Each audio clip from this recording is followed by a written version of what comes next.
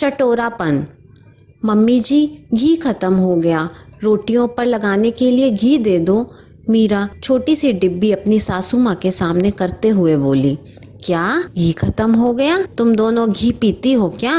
अरे अभी 4 दिन पहले ही तो दिया था, इतनी जल्दी कैसे खत्म हो गया? मैं इतनी सी डिब्बी से पूरे हफ्ते भर की रोटियों पर घी लगाती थी, पर आजकल की बहुओं को बचत से लेना देना नहीं। कहते हुए चंपा जी ने मीरा के हाथ से वह घी की डिब्बी ली और अपने कमरे में रखी उस छोटी सी अलमारी का ताला खोल उसमें घी भरने लगी। घी डालने के बाद मीरा को हिदायत देते हुए बोली, पढ़ी लिखी है, अपनी जेठानी जैसी गंवार नहीं। माना तू कमाती है, इसका मतलब यह तो नहीं कि दोनों हाथों से लुटाएगी। घर परिवार में कब क्या जरूरत पड़ जाए, ऐसी छोटी छोटी ज़रूरतों में कटौती कर मैंने अपने दोनों लड़कों को पढ़ा लिखा कर इतने बड़े ओहदों पर पहुंचाया है। चंपा जी मीरा को अपना ज्ञान देते हुए बोली। मीरा जब घी लेकर रसोई में पहुंची तो उसका लटका मुंह देखकर उसकी जेठानी अपनी हंसी दबाते हुए बोली, देवरानी जी, सासू माँ की बातों को ज्यादा दिल से मत लगाओ। खैर अभी नई नई हो, कुछ दिनों बाद इस घर के कायदे कानून समझ आ जाएंगे। मुझे भी शुरू में तुम्हारी तरह बहुत बुरा लगता था, अब तो इस कान से सुनकर उससे निकाल देती हूँ। मीरा की शादी को लगभग 2 महीने होने को आए और इन 2 महीनों में वह इतना समझ गई थी कि घर में उसकी सास का सिक्का चलता है। ससुर जी उनके किसी भी आदेश को नकार नहीं पाते, बस एक मूक दर्शक की भांति हर बात के लिए मौन स्वीकृति दे देते हैं और दोनों ही बेटे घर के मामलों में दखल ना देने की बात कह अपना पल्ला झाड़ लेते। जब बेटों और ससुर की सुनवाई न थी तो बहुओं की क्या औकात। संयुक्त परिवार में पली बड़ी मीरा पढ़ी लिखी नौकरी पेशा लड़की थी। उसकी दादी और मम्मी में हमेशा से ही बहुत अच्छी बनती थी। मजाल है कोई अनजान उन्हें सास बहू समझे। उसकी दादी उसकी मम्मी का एक बेटी की तरह ख्याल रखती थी, इसलिए मीरा की नजरों में शुरू से ही सास की बहुत अच्छी छवि बनी थी। शादी के समय भी उसकी दादी व मम्मी ने इन्हीं बातों को समझाकर विदा किया था कि बिटिया, सास दूसरी माँ ही होती है, उनको माँ की तरह सम्मान देना और अपने दिल की बातों को और किसी भी जरूरत को उनके सामने बेहिचक कहना। मीरा ने अपनी दादी व माँ की बातों को अपने आंचल से बांध ससुराल में कदम रखा, लेकिन उसकी ससुराल की दुनिया उसके मायके की दुनिया से बिल्कुल अलग थी। सासू माँ बहुओं से दोगला व्यवहार करती, उनके हुक्म के बगैर वहाँ एक पत्ता भी नहीं हिलता था। खुद किसी काम को हाथ ना लगाती, लेकिन बहुओं का एक पल भी आराम से सांस लेना उनको गवारा नहीं था। खाने पीने की चीजें अपने कमरे की अलमारी में रखती और सब्जियों को नाप तोल कर बनाने के लिए देती। मीरा ने जब अपने पति से इस बारे में बात की तो वह बोले, मीरा, मैं तो बचपन से ही यही देखता आया हूँ, दादी ऐसा करती थी तो मम्मी भी। वैसे भी भाभी को इतने साल हो गए, उन्हें इस बात से दिक्कत नहीं, तो तुम क्यों परेशान हो रही हो? तुम तो नौकरी करती हो, अगर तुम्हारा कुछ खाने का मन करे तो बाहर खा पी लिया करो। ऐसी छोटी छोटी बातों का बतंगड़ बना, ना खुद परेशान हो ना मुझे परेशान करो। उसकी मम्मी और दादी भी उसे समझाते हुए यही कहते, बेटा, 1-2 साल लग जाता है ससुराल में सामंजस्य बिठाते हुए, धीरे धीरे सब ठीक हो जाएगा, तू धीरज रख। मीरा ने भी इन सब बातों को सुन सब्र कर लिया और सब तो फिर भी ठीक लगता था, लेकिन अपनी सास की यह आदत उसे अच्छी नहीं लगती थी कि बहुओं के खाने पर तो रोक टोक और खुद अकेले में अपना मनचाहा बनाकर खा लेती। पहले तो उसे अपनी जेठानी की बातों पर यकीन ना होता, लेकिन जब सासू माँ को उसने खुद अपनी आंखों से ऐसा करता देखा तो उसे भी यकीन करना पड़ा। बुरा तो बहुत लगता, लेकिन जब पति ही सुनने वाला ना हो तो किसी और से क्या कहे। समय बीतता गया और मीरा प्रेग्नेंट हो गई। प्रेगनेंसी की शुरुआत में उसका कुछ काम करने का मन ना करता। रसोई में खाना बनते हुए उसे कुछ चीजों में महक आती और उल्टी लग जाती। इस पर भी सास ताने देती कि काम न करने के 100 बहाने।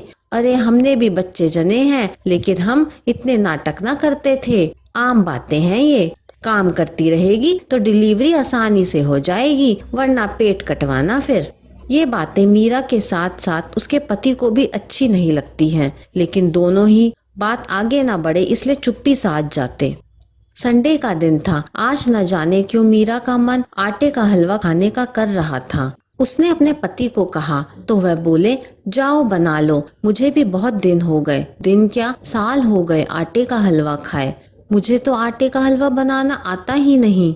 मीरा मुंह लटकाते हुए बोली, भाभी बहुत अच्छा आटे का हलवा बनाती है, उनसे बनवा लो, मना नहीं करेंगी। बहना, हलवा तो मैं बना दूंगी, लेकिन उसके लिए घी तुम्हें सासू माँ से मांगना होगा, और उनका तो तुम्हें पता ही है ना। जेठानी उसे समझाते हुए बोली, इस समय मम्मी मना करेंगी, मुझे तो नहीं लगता। तुम्हें ऐसा नहीं लगता तो एक बार अपने मन की कहकर देख लो।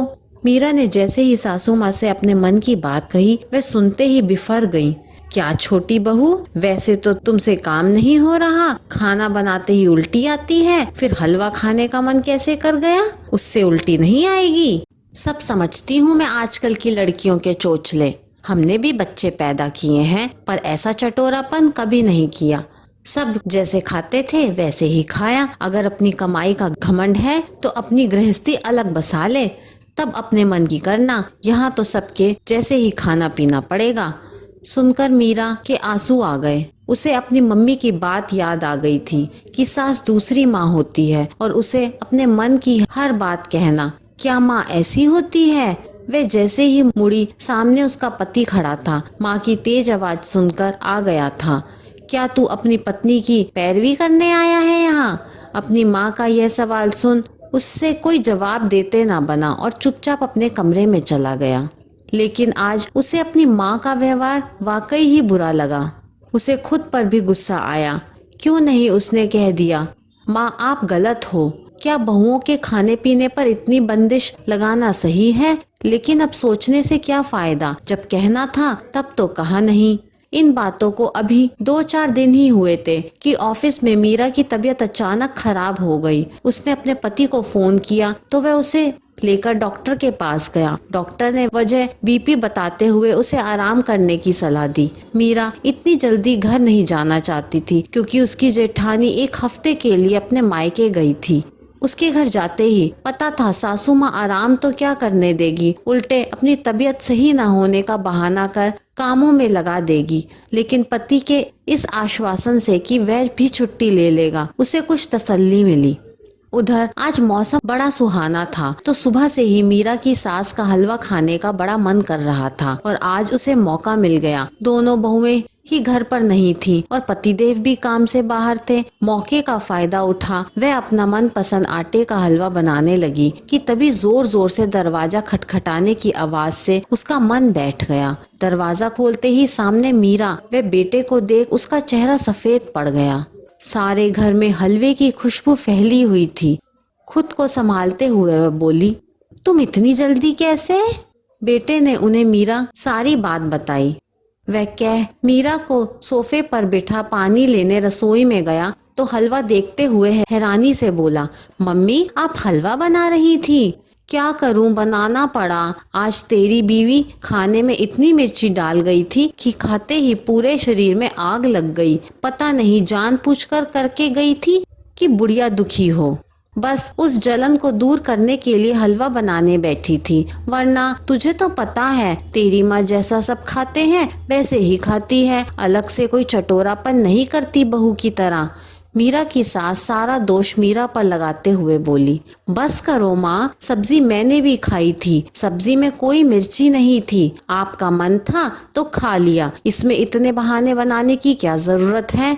फिर क्या मैं झूठ बोल रही हूँ? मीरा की सास दहाड़ते हुए बोली, मुझे नहीं पता माँ, लेकिन इतना पता है कि 4 दिन पहले ही आपने मीरा को इसी हलवे की वजह से कितनी बातें सुनाई। सुना है मैंने और देखा भी है कि गर्भवती स्त्री का घर वालों के साथ साथ बाहर वाले भी कितना ध्यान रखते हैं। मेरे ऑफिस में लेडीज इस अवस्था में उनका ध्यान रखने के साथ उनकी मनपसंद की खाने की चीजें भी बनाकर लाती हैं। और एक आप हो कि शादी के इतने महीनों में शायद ही मीरा ने कोई फरमाइश की होगी और उस दिन पहली बार आपको अपना समझकर कुछ मांगा तो आपने गैरों की तरह उसे धुतकार दिया और आज अपना मन किया तो अकेले बनाने बैठ गई और उसमें भी दोष मीरा पर लगा दिया। मम्मी, मीरा के मम्मी पापा के अच्छे संस्कार ही हैं कि उसने तो इस घर व इससे जुड़े सभी रिश्तों को अपना मान लिया। लेकिन मेरे संस्कार, मैं उसे पत्नी तो बना लाया लेकिन उसके सुख दुख का साझी ना बन सका। हमेशा यही सोचता रहा माँ को बुरा ना लग जाए, लेकिन कभी यह नहीं सोचा कि मीरा को भी बुरा लग सकता है। इस घर में मेरे पास तो माँ पिता भाई सब हैं, लेकिन मीरा के पास तो यहाँ वो भी नहीं। जिसको माँ पिता माना वह सिर्फ नाम भर के, और पति वह कौन सा इन सबसे अलग है जो आज तक उसके मन की ना समझ सका। मायके से पराई हो गई और ससुराल में किसी ने अपनाया ही नहीं। बताओ ये जाए तो जाए कहाँ। लेकिन आज मुझे अपनी गलती का एहसास हो गया माँ। आज से मैं बेटे के साथ साथ अपना पत्नी धर्म भी निभाऊंगा और आशा करता हूँ आप भी बहुओं को कम से कम घर के सदस्य का दर्जा तो जरूर दें। इसी में इस घर और हम सबकी भलाई है। अगर ऐसा नहीं हुआ तो माँ, इस घर की नींव को दरकते देर ना लगेगी। आज पहली बार मीरा की सास ने बेटे का विद्रोही रूप देखा था। शायद वह समझ गई थी कि अगर वह अब भी ना संभली तो वह बहुओं की तो कभी बन ना सकी, और बेटों की नजरों में कमाई इज्जत भी ज्यादा दिन नहीं टिक पाएगी। ये कहानी आपको कैसी लगी मुझे कमेंट करके ज़रूर बताइए। कहानी पसंद आई हो तो लाइक, शेयर और चैनल को सब्सक्राइब करना ना भूलें। कहानी सुनने के लिए आपका बहुत बहुत धन्यवाद।